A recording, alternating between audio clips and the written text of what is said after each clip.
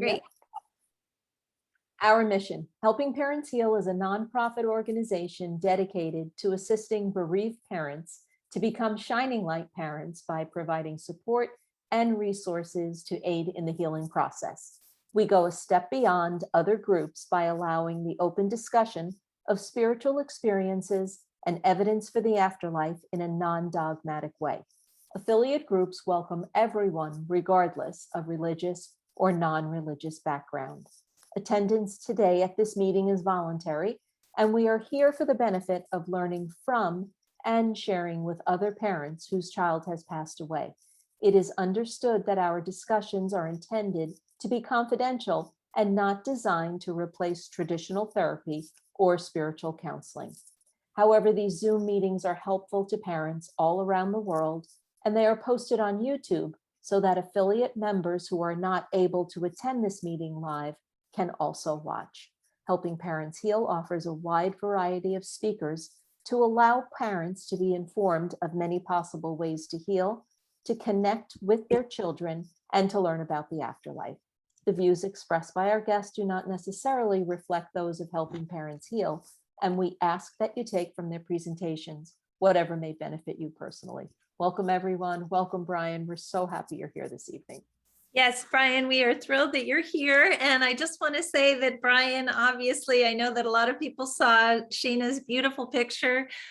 He has written a chapter for our book. He's one of our board members, and he is a cherished member of Helping Parents Heal, along with Ty, along with Shayna as well. And he has such an interesting bio. And I know that all of you know a little bit about Brian. I would love for him to introduce himself this evening, to be able to tell you a little bit about his history. And so I'm going to go ahead and turn it over to Brian to let you know more about himself. And thanks for being here, Brian.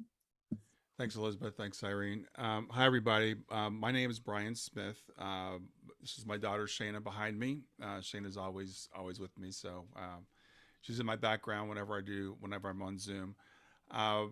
Just to let you know really quickly about my background, I've been a member of Helping Parents Heal for, I guess, about 5 years. Shayna passed away in June of 2015. About a year, a little bit over, less than a year after that, I met Elizabeth, Mark Ireland. It's a long story. All kinds of synchronicities. Became a member of Helping Parents Heal. Helped run the online group for quite a while. I'm now a board member. What I do, one of the things I do is I try to help people to cope with grief. It's one of the things I do, and since Shayna passed. So what I'm going to do today is I'm going to give you a very quick overview of a presentation that's usually longer, but I've cut it down for the format for today to talk about really forming a new relationship with this thing that we call death. I don't like the word death. There's really no such thing as death, but it's a word that we use in our society. So I'm going to go ahead and start the presentation. If you have any questions, feel free to ask. You can jump in, and I'll try to save some room for time for questions at the end. So let me share my screen. And share. All right. So can you guys see my screen now? All right. So as I said, I want to talk about a new relationship with death. Again, a little bit of background about me. I was raised in a fundamentalist Christian family. My grandfather was the pastor of the church that I attended. I had a severe case of thanatophobia most of my life. I was scared of death. I feared a sudden death, ironically, from the time I was about Shayna's age when she passed. So that's kind of my background in terms of why I've always kind of had this fear about death. And I want to talk about society's relationship with death. How do we deal with death as a society? I'm going to talk about what is grief. I'm going to give you a different way of looking at this death event that we call it. What to expect when you're going through grief, and I'll give you a practice that I've developed in terms of my grief journey, some tools, and then we'll summarize. So in our society, death is really a stranger. For most of mankind's history, we were around death. People stayed with us until they passed away. If you grew up on a farm, you saw animals dying. It was just something that was there. But now people a lot of times die in hospitals. We don't talk about death with our kids. So we try to hide it away. And we live in a very youth-oriented culture where we try to cheat death. We all try to stay young, and it's great to be healthy, but we have an obsession with being young and looking young and acting young. And that comes from our fear of aging, which always reminds us of the fact that we are eventually going to leave this body. We have preconceived notions of when people should die. Again, years ago, if someone had multiple children, it was pretty good likelihood that not all their children would survive till adulthood. But due to modern medicine, we expect children to live to adulthood. So this is a preconceived notion we have, and all of us are aware here now that children do not always outlive their parents. But when this does happen, because of this notion that we have, it's out of order thing, it makes the grief even more difficult to deal with. We don't have really much of a knowledge of the afterlife. We don't talk about it. And I find it really interesting to say, I grew up in the church. I grew up with supposedly a belief in the afterlife, but nobody ever really talks about what the afterlife is really like. No one ever studies it. And I've talked to people who have been lifelong Christians, and you talk to them about the afterlife, and they really don't know. And when we don't know things, we fear them. We fear the things that we don't know.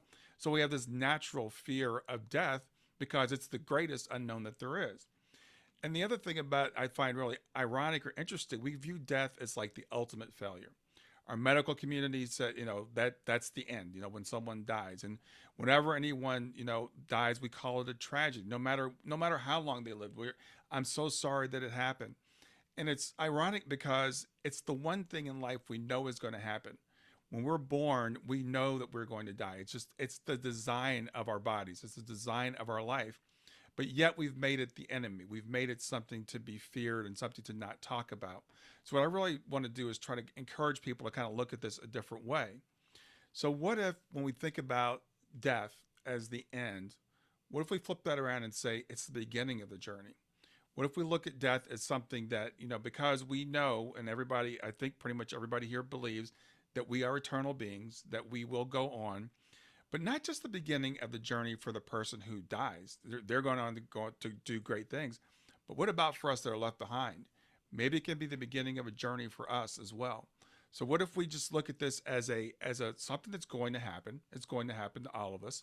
The only difference is when, where, and how.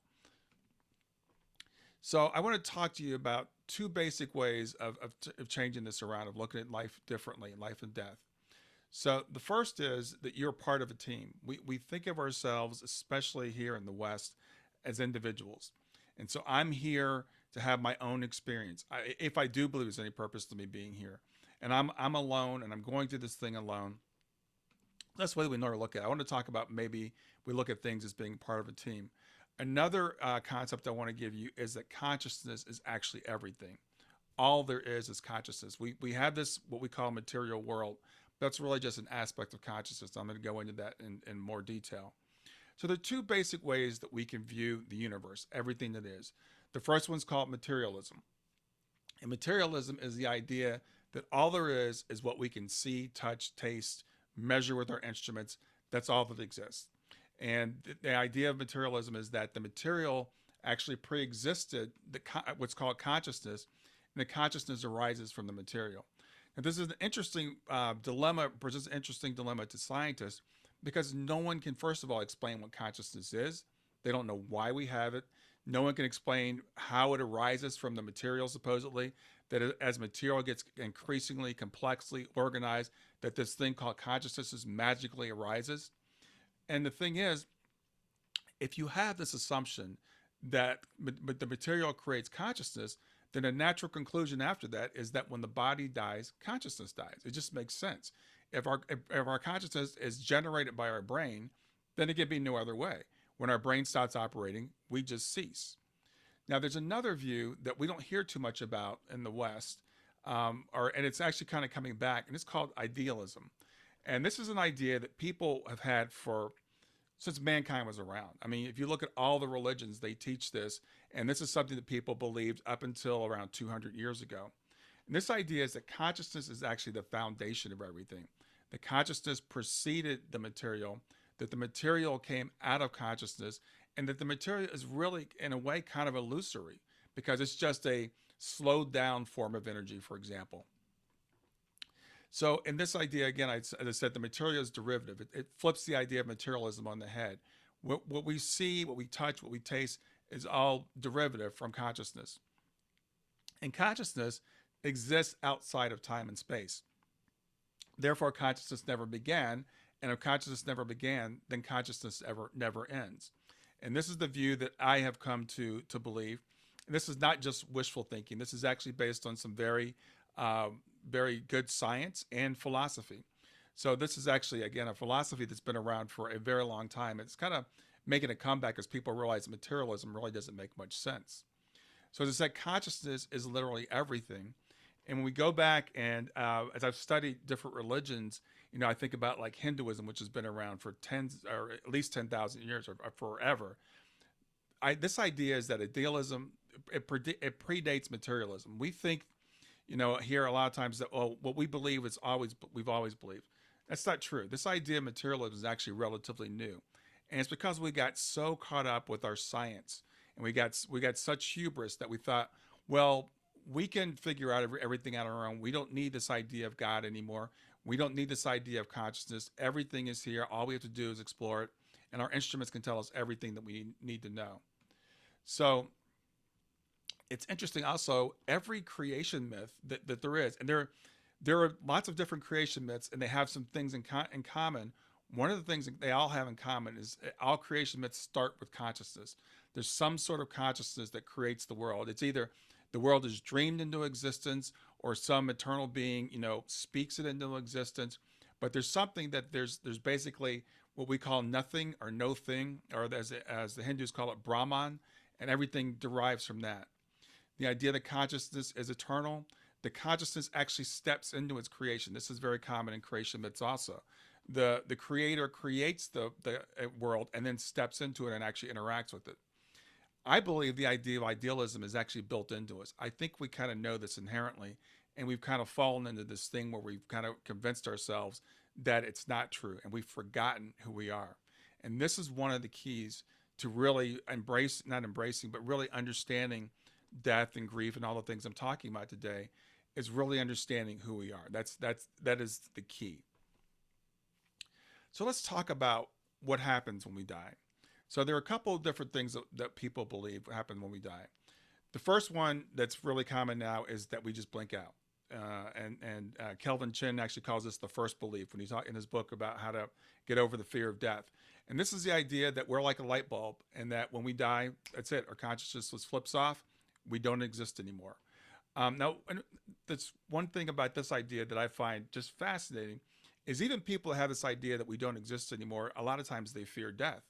They fear non-existence, which is really kind of wild when you think about it.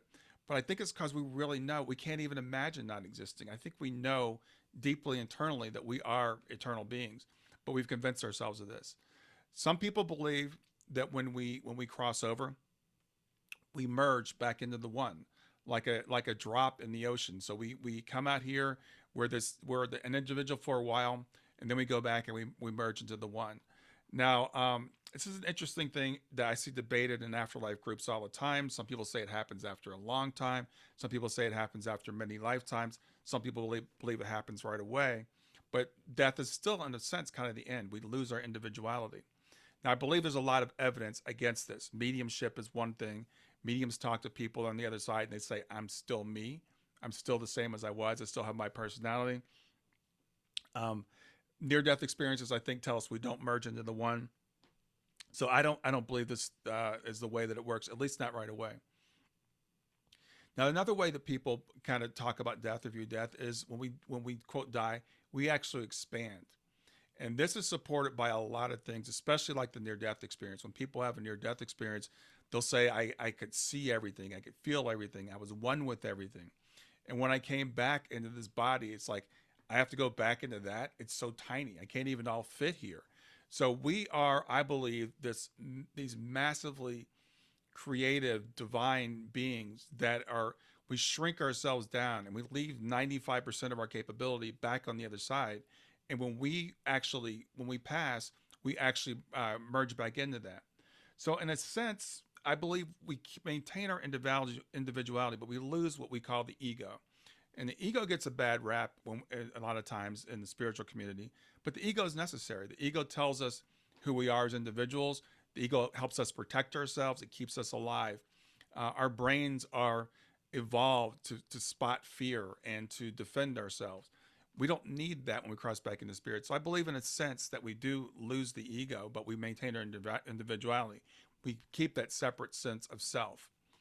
But we go beyond our story. While we're here, we have this story. I'm Brian. My name is Brian. I was born in 1961 in Columbus, Ohio, and I've lived this long and I've done these things.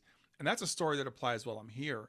But I believe we have a higher self that actually has many, many more stories that we merge back into when we go back to the other side. We retain our access to memories, but we get access to even more. We remember our other lifetimes, and we have access to all those things that we've done before. So as we're here, we're collecting for this collective consciousness, and we gain access not only to our own collective consciousness, but also to other people's. And I'll talk about that more in just a minute. And we have a reunion with what I call our greater self, or our higher self, you heard it referred to, that we go back and we kind of merge into. It's like we spin off a little part of ourselves. Shayna and I love to play video games. And so I always use this analogy of video games. When we would play Mario Brothers, you've got a little avatar that runs around, and you've got your controller, and you're controlling it. And Mario's experiencing the 2D world on the Nintendo screen, but I'm actually sitting in my chair controlling that and having the experience through the avatar.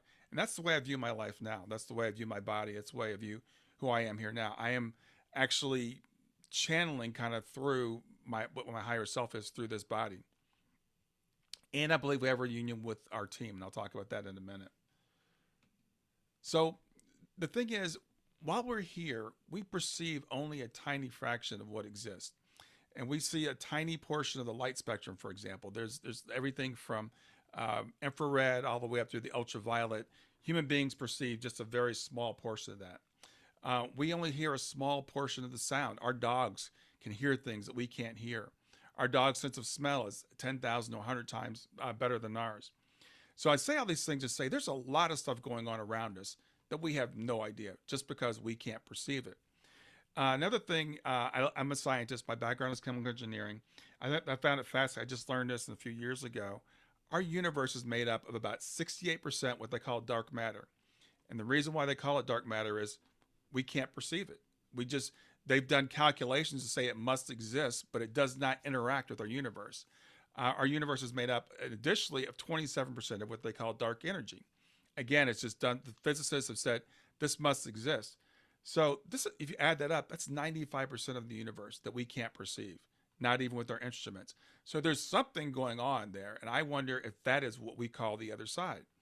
So when people have, for example, near-death experiences, they will say that everything was lit from within.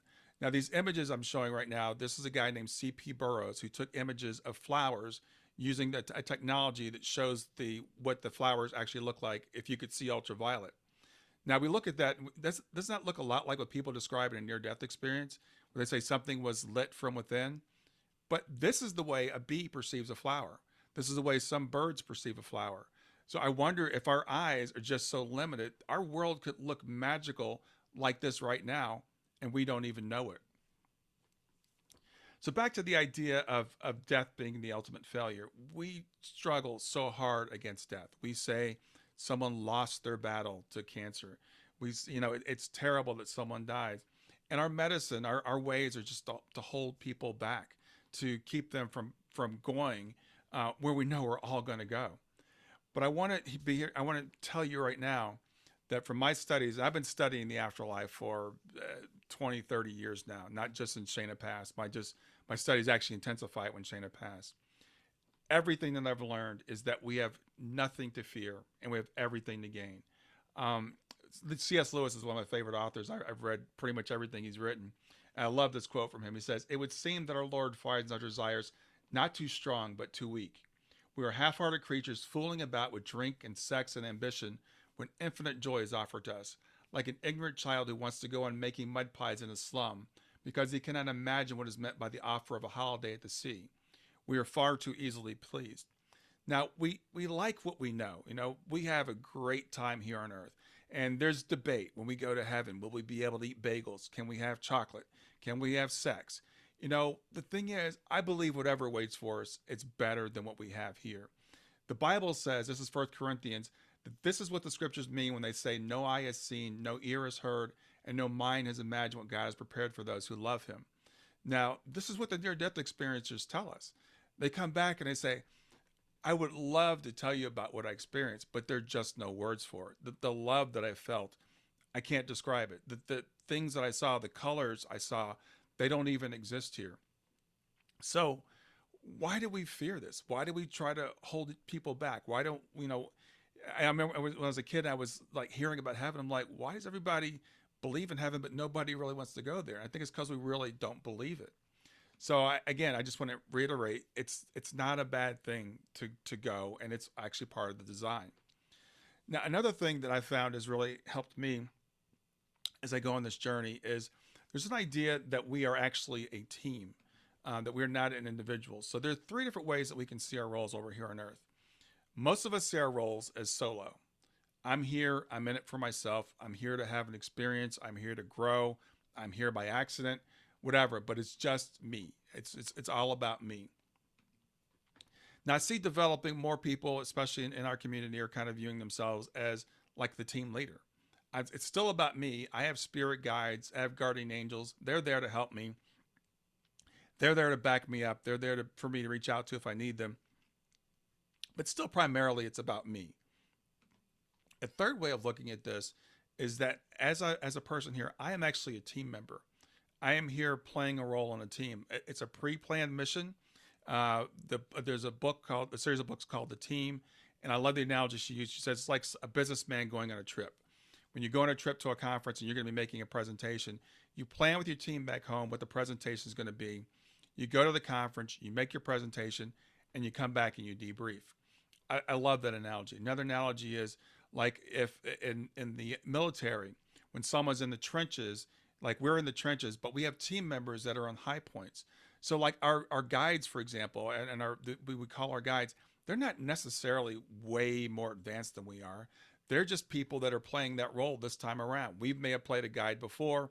We may go back and play a guide later. This time we're the person in the trenches and they're the guides. But what this also says is I've got a responsibility to my other team members. I'm not just living for myself. I'm living for my other team members. They're living vicariously through me. The experiences that I go through, they don't have to go through.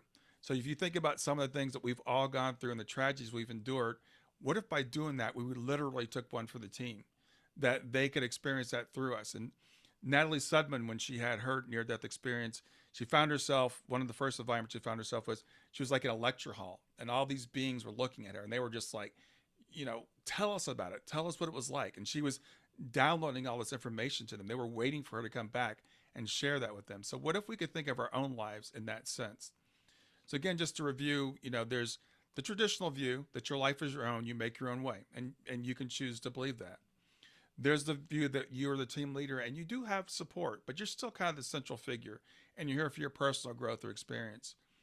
But what if we started thinking about your representative of a team in this incarnation, that you're here and you have a higher purpose to serve, not just to serve yourself, but also to learn for everybody else on your team.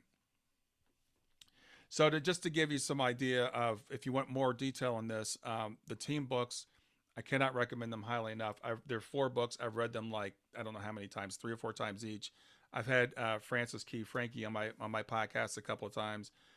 They were channeled by her mother. And the ironic thing is, when her mother got older, she said to her mother, you should write a book, write down all your wisdom. And her mother goes, well, you should write a book because you can channel all this stuff, because Frankie is a channel. And she was channeling stuff from the time she was a young girl.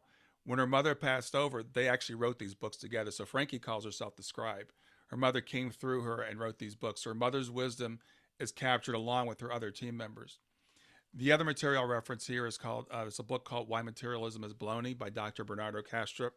Incredible guy. He's got a PhD in computer science, PhD in philosophy. He really understands this consciousness thing from a philosophical, logical perspective. So if you're not a woo-woo person, if you're saying this is just wishful thinking, he can break this down for you and explain to you why it makes perfect sense from a philosophical perspective. So let's talk about real quick, what is grief? And you might say, well, I know what grief is. We all know what it is. We're in it, right? Um, the dictionary decides grief as a deep, prolonged mental anguish, intense sorrow, emotional suffering resulting from a loss. Now, you'll notice in there that there's nothing in there about death. And we can grieve a lot of things. And I believe the world's in deep grief right now. Most of us are in grief over lots of things. We've got political stuff going on. We're in the middle of a pandemic. Divorce can cause grief. Loss of a job can cause grief. But grief is not a particular emotion. It's not one thing. It's a container for emotions. It's something that when we're in grief, we can feel shock, we can feel disbelief, we can feel rage, we can feel anger, we can feel fear, we can feel all these things in the same day. We can feel numbness. So when people are going through grief, it's like being on a roller coaster. It's a very draining thing, and grief feels like the end.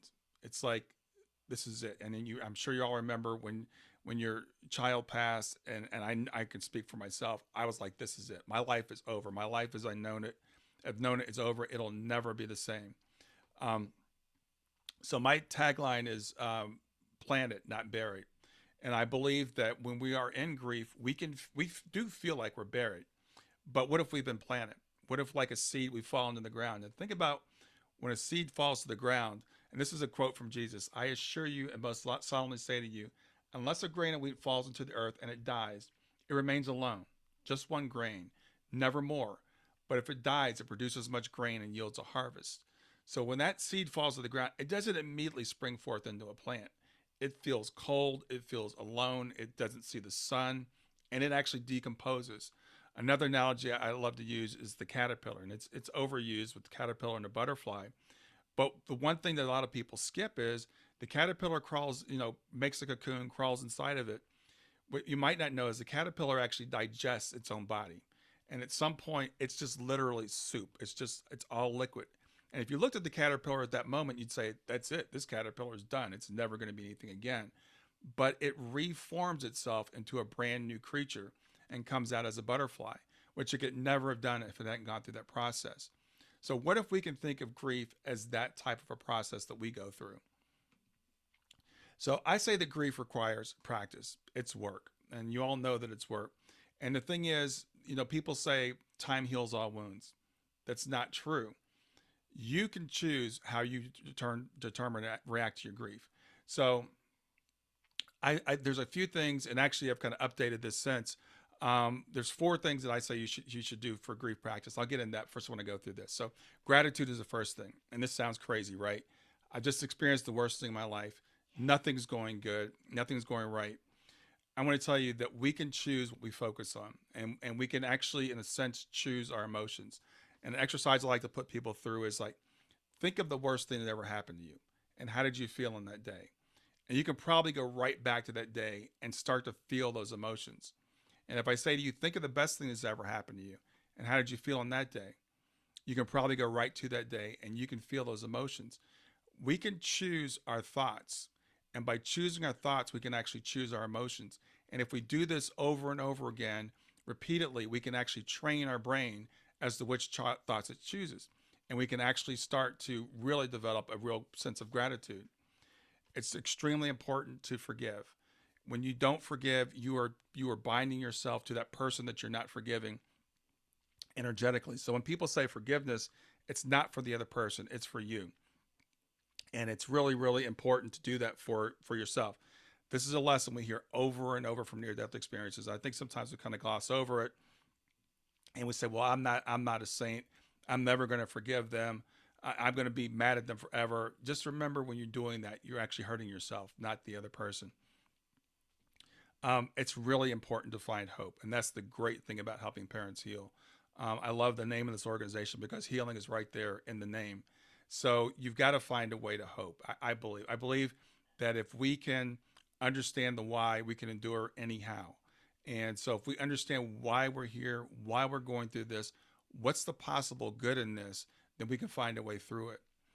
Find your tribe. I think it's extremely important to build community. Find people that think like you do. Find people that can reinforce your belief. Find people that you can feel comfortable saying anything to, the good and the bad. I think that's a key. So I mentioned earlier, I have 4 ways that I use to navigate grief, and I call them the gems. So the first one is the gratitude practice I talked about before, and that is number one.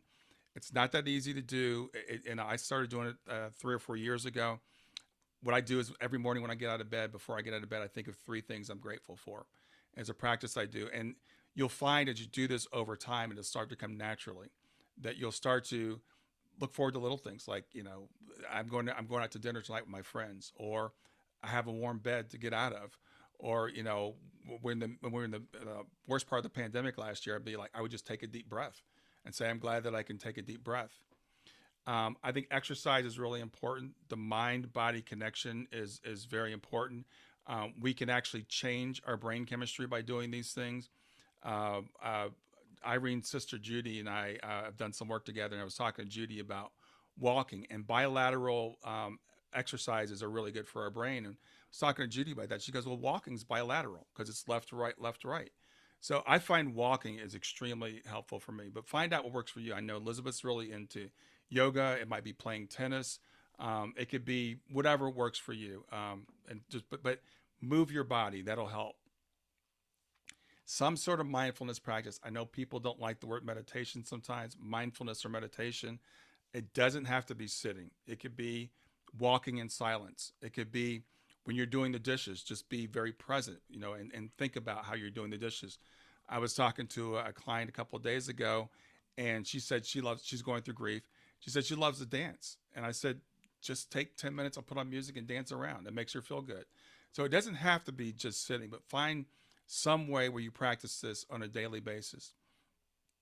The last thing that's really important is sleep. Sleep can actually impact your brain chemistry, which will impact the way you think, which will impact your emotions. So I encourage people to, try to get in a regular sleep pattern, go to bed about the same time every night, turn off your devices, an hour before you go to bed. Don't drink coffee, late in the day. Doing the mindfulness, if you're having trouble sleeping, it's incredible how the mindfulness can help with that. If you're lying in bed and you can't get to sleep, put on a meditation or just start counting your breaths. And you'll probably fall asleep just by doing that. So these are the 4 things I think are really, really important to do on a daily basis. And it not necessarily just when you're in grief, by the way. Practice these things all the time. You'll be ready for when you go through any kind of stress. So grief it's a journey. It's a rough journey that none of us would consciously choose as human beings. I think we do choose it as our higher selves because it can be an opportunity for growth. So be prepared before the event. This is, preaching to the choir here. I mean, I know it's late for all of us, but we're also going to experience grief, at other times in our life. If you live long enough, you're going to experience some sort of grief. So as much as we can, let's be prepared before. Let's practice these things on a regular basis. Again, I said earlier, it's not limited to the loss of life. So sometimes I'll talk to people and they'll say, I don't understand what's going on right now. I see a lot of people on Facebook now, I'm just in a funk. I don't know what's going on. I can't think straight. And people are saying it's the Mercury retrograde. Maybe it is. I don't know. But we're all going through a rough time right now. And a lot of us are feeling burned out. A lot of us are feeling grief, the loss of what we thought was going to be, whether it's our country or what's going on with the virus or whatever it might happen to be. So you may be in grief and not even realize it. Develop a new perspective. I think this is the key. This is the number one thing I tell people when you're going through grief. How do I look at this? There are always 2 sides to every story. And, so we could say to ourselves, and I'll take myself as an example. My daughter only lived for 15 years. She died. I will never see her again. She'll never get married. I could, and all these things are true, right? Or I can say, I got to have my daughter for 15 years and she's still with me and I still have a relationship with her and I'll still see her again. And I have absolutely every confidence in that and every reason to believe that. I can choose which story I tell myself, and you can try on stories like you can try on clothes. So why would you pick the outfit that makes you feel terrible, that makes you look bad, that's 3 sizes too small? Why would you put on the outfit that makes you feel great, that looks great on you? So we can choose this. And I know this is not easy. I don't mean to trivialize it, especially in the early stages of grief. You're going to go through these rough, raw emotions, and it's going to be back and forth. But on a daily basis, on a continual basis, you can choose how you look at the story. And if you do that gratitude practice, you can start to say things like, instead of "I'll never see her again," like "I'm looking forward to seeing her again."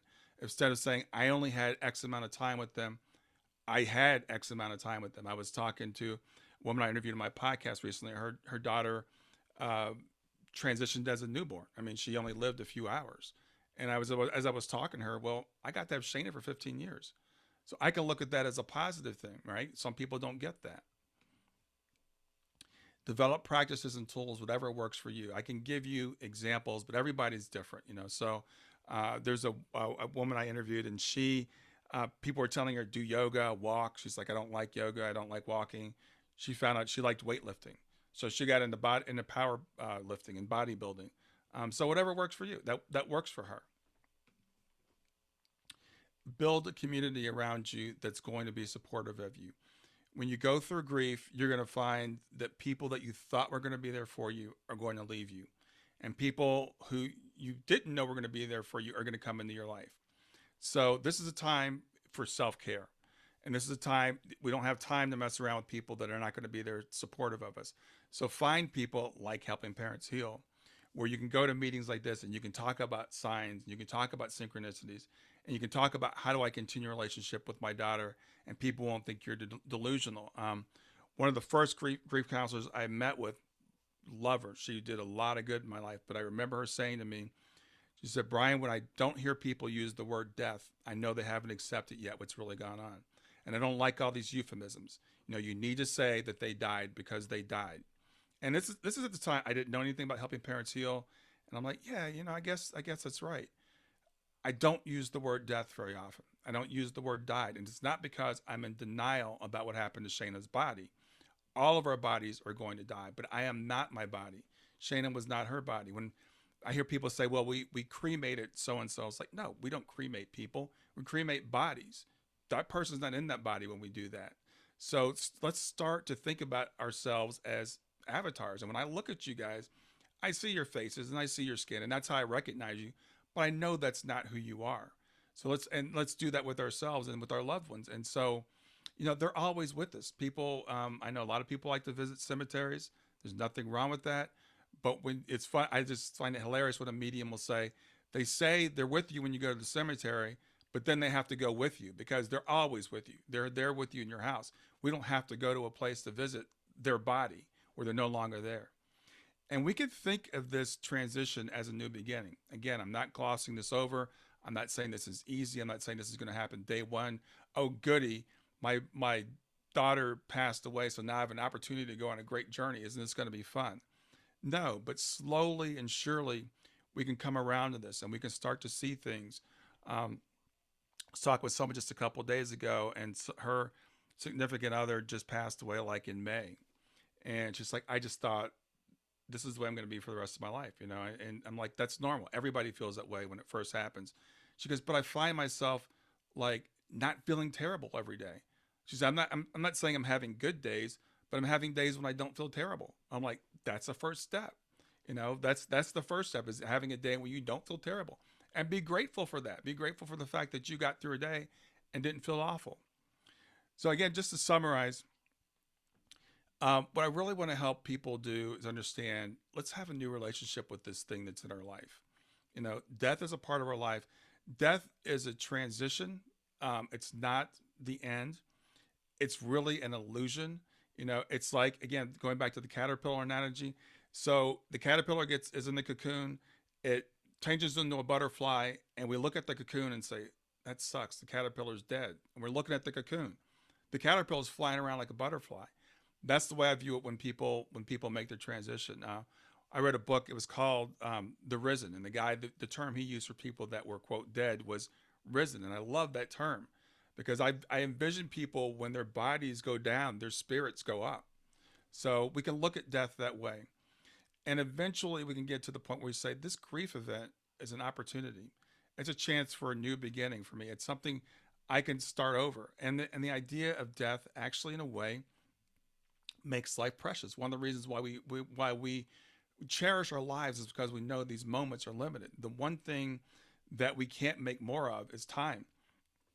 And by having that, it does give us a sense of richness, a sense of urgency while we're here, a sense that we need to get something done. It's cool on the one hand, but on the other hand, it's just an illusion. We are here on a mission that we can't fail on. We all get to go home. We're all guaranteed that. It's like we're not really taking a risk. It's like playing a video game. When you're playing a video game, you get all excited, or you're watching a movie. You watch the movie and the hero's in trouble.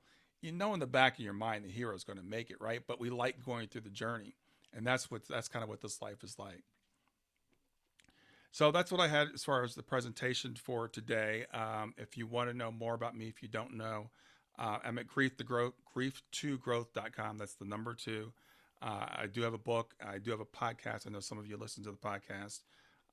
So with that, I'm going to open it up for any questions anyone has.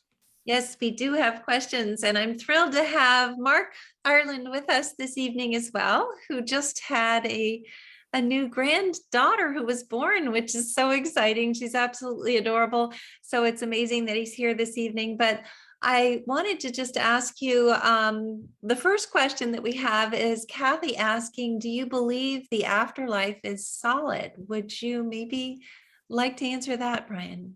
Yeah, that is a question that's debated hotly in the afterlife community, and I answer it this way: do you believe this life is solid?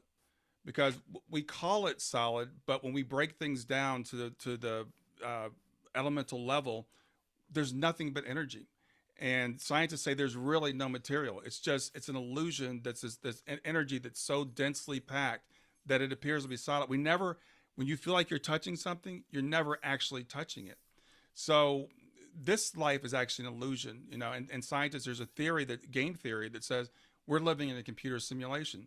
So when people say, is the afterlife solid? Yes and no. It's as solid as this life is, but it's still just all consciousness. It's still just all energy.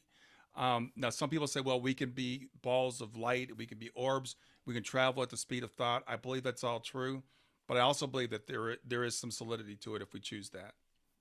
That's beautiful. I think that it can be whatever we want it to be, actually. I mean, basically, we can imagine it and it's real, from what I've understood. But I absolutely love all of everything that you were talking about this evening. It was just so easy to understand, makes complete sense. And Yeah, just like to add and let everybody know that Brian is going to be a speaker at our conference in August, and we're very excited that he'll be speaking and having a workshop. So you won't want to miss that at the conference. And yes, Brian, I just want to add that when I talk to parents as a caring listener, I always say we didn't have a choice about when our children were going to leave this earth, but we make a choice every single day what we do and how we live with it. Yeah. Yeah. So I love what you said about that. It is a choice. And I know, again, at first it doesn't feel that way. And I just want to tell everybody, I talk to sometimes people and they'll say, Brian, how do I get where you are? I don't think I'm ever, it's been 6 years for me. So if you're, Right. If you're 6 months or a year or 2 years, don't expect to be where, some of us are, 5 or 6 or 10 years later. But I went to a meeting and I remember seeing a woman, it had been 10 years since her daughter passed. And I said, I don't want to be here in 10 years, but if I am, I don't want to be like her. And so I was determined I wasn't going to do that. Yes, I think our kids all want us to be happy, and they are happy themselves. They're healthy and they're whole. And as Mark's wife, Susie, says, they're actually home and we're still in school. So we're learning lots of things here. And what you were talking about this evening is so pertinent and important for all of us. But Irene pointed out that we have another question as well from Martina. Based on your decades of research, what is your take on transition by suicide? Could you maybe address that for us? Yeah, the thing is, we tend to judge certain types of transition, suicide, homicide, whatever it happens to be. And once we get back in the spirit realm, nobody cares how you got there. We're all going one way or the other. So I don't think there should be any judgment around it. There should not be any guilt around it. Should not be any shame around it.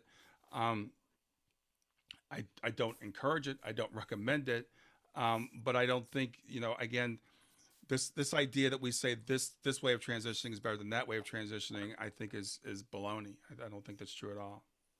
That's beautifully answered. And I'd love for Mark to unmute himself, because I've made him a co-host, and maybe make some comments on what you were saying this evening. I know that one of the authors that you were mentioning is someone that he really likes as well. Mark, would you like to say something? Well, it's just, I noticed you had mentioned Bernardo Kastrup. When I saw you put idealism up there, I thought of him right away. So he's a brilliant guy. He worked at the CERN lab in Switzerland, which is where they look at basically subatomic particles. And through all of his background and work, he really realized there's nothing to this matter stuff. What everybody's looking at as a solid world is really epiphenomena of consciousness, not the other way around, like Brian had stated. So it could get real complex, but I think the thing is, if you boil down life and why we're here, I think, most of us come to the conclusion we're here to learn to love more fully and be compassionate and to grow, and those kinds of things are the most important. Yeah, and the thing I love about Bernardo's books, I've read several of them. I've actually had him on the show too. Again, I'm a scientific, I'm a kind of a left brain person, right? So I'm reading his books and I'm like, this is just incredible. And then I was talking to my friend who's a Hindu, and he starts explaining Hinduism to me, and Brahman and Atman and the way that universe was created. I'm like, it's the exact same thing that Bernardo Kastrup is saying, but Bernardo's not coming from a religious point of view or revealed knowledge point of view. He's coming from a philosophical view and scientific. So we can draw these same conclusions, but the spiritual people have known this for hundreds of thousands, or for thousands of years. And so the material people kind of took a detour and said, no, it's all material. And now they're coming back around. But even the early 20th century scientists like Einstein and Bohr and Heisenberg and all those guys, they still knew that there was something freaky. I mean, Einstein did not like the theory of quantum physics. He said, this is weird. God does not work like this. God doesn't roll the dice. There's a lot of quotes he's famous for saying. He didn't like it. And finally he came to the conclusion before he died. It's like, yeah, but it's true. Yeah, the concept of entanglement, he called spooky action at a distance. Yeah. Which that totally is mind-blowing as a concept, but I don't want to get too far down that path here. Well, and then, scientists try to design experiments to take consciousness out of it, right? So they try to say, let's design an experiment that's totally objective, consciousness doesn't affect, and then we do experiments to find out consciousness affects everything. So it's literally impossible to design an experiment where consciousness doesn't affect it. In fact, consciousness can work backwards. They've done experiments with particles where it can work backwards in time, and nobody knows how that happens. And I say this stuff, I don't want to get people too caught up in the details of it. I just want you to understand that this is not just a matter of we wish this was true or we believe this to be true. There's so much knowledge about it. And I have a friend, she was a total hardcore atheist. I turned her on to a medium. She got a medium reading. She became a believer, to use a term. And then she said, Brian, when I was materialist, I said, there's no evidence for any of this. She goes, there's tons of evidence. Why didn't anybody ever tell me this? And I'm like, we're trying to tell you, it's all out there, but people don't pay attention to it. There's just a perpetuation of the materialistic dogma, and it is dogma, just like any religious dogma. And it serves the people that are in academia and other areas of society. And consumerism, and drives a lot of these things, and that's why they defend it so much. And a lot of it goes back to the split in the 17th century between science and religion, because people like Galileo were punished for actually figuring out the truth and telling it when it was against accepted doctrine and dogma of the day. So that split happened, and it's never been rejoined. And it's a shame, but I think the way I viewed it is, whether the scientific community comes around as a whole or not is debatable. I mean, there's obviously people like Dean Radin and Gary Schwartz and others, and Julie Beischel out there doing work in this field, but they're kind of out on the periphery, looked as though they're on the periphery. My personal view is the way this gets won over is at the grassroots level with people like us, they like, well, BS to that. We know the truth, we see the truth. And I think as the multitudes come to understand the truth of the bigger picture, that's going to move the dial. Yeah, and science, doesn't have the tools or didn't think they had the tools to measure consciousness, so they tried to eliminate it from the equation. And so lately, like you said, some of these, what I call leading edge scientists, are now saying, well, let's not try to eliminate consciousness, let's try to understand it. And there are experiments that have been shown that, again, consciousness can have an impact on the material world. Remote viewing, is a great example. It's been proven over and over again that people can project their mind into a place they've never seen and draw pictures of what's going on, where someone else. And you know, materialists have no way to explain those things. So, as you said, Mark, it takes as much faith to believe that something came out of nothing, that the material just suddenly popped into existence out of nothing, and then beyond that, that the material developed consciousness. It takes as much faith to believe as the other way around, which actually makes more sense, that everything is consciousness and time exists outside of time and space. Yeah, and that's one rule that they kind of violated their own, because nothing can come. I mean, something can't come from nothing as a Right. basic principle. And a lot of them, they'll fall back, in terms of saying, oh, you can't research things like that. They'll fall back on Karl Popper and his philosophies and the whole notion of falsifiable evidence. But that's just a philosophical perspective. I think the thing is, for those of us who have had our own experiences, whether through a medium or direct communication, contact, whatever, that's our evidence, whether it's in a lab or not, doesn't matter as much. It's nice to see supporting evidence come out of labs, but I think that personal experience means more than anything else to most people. Yeah, and then again, a lot of scientists will say, well, if it's not objective, if two or more people haven't observed it, then it's not true. So they totally dismiss the subjective, but the subjective is all we have. All any of us have is what's going on in our mind. Everything is subjective. I mean, even when I look at something, I'm seeing what my brain is telling me. I'm saying, and we know our brain lies to us all the time. Our eyes lie to us. Our brain deceives us. So we don't really know what's going on in the world other than what's going on between our ears, right? That is the most important thing. That is really the only thing, in a sense. And we assume that others see things as we do, and that's not necessarily the case. Right, right. I just want to interject that there's a movie on our website that's kind of fascinating. It's called What the Bleep Do We Know? And it talks about quantum physics. It was made quite some time ago. It was made in the 80s, I believe. And I think Mark has probably seen it. I don't know if you've seen it, Brian, but it kind of gives you an introduction to what Mark and Brian are talking about. It actually came out in like 2004, so it's not that old. Oh, okay. Yeah, It seems like I it's saw been it shortly after Brandon passed. So Okay. it was actually helpful to me at that time and got me really more interested in this whole field. I saw it shortly after Morgan passed too. And actually, the person who put it together is a part of the Logo Center. So that was, he is a professor at Stanford, and he Yeah, also, Bill. yes, yeah. Yeah, I met him a couple times. You did too, I know.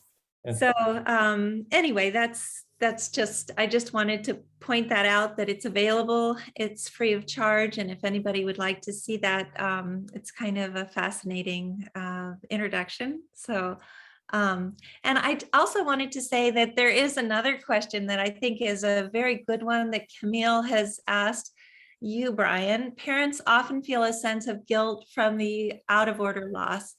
What can we do to cope with these feelings of guilt?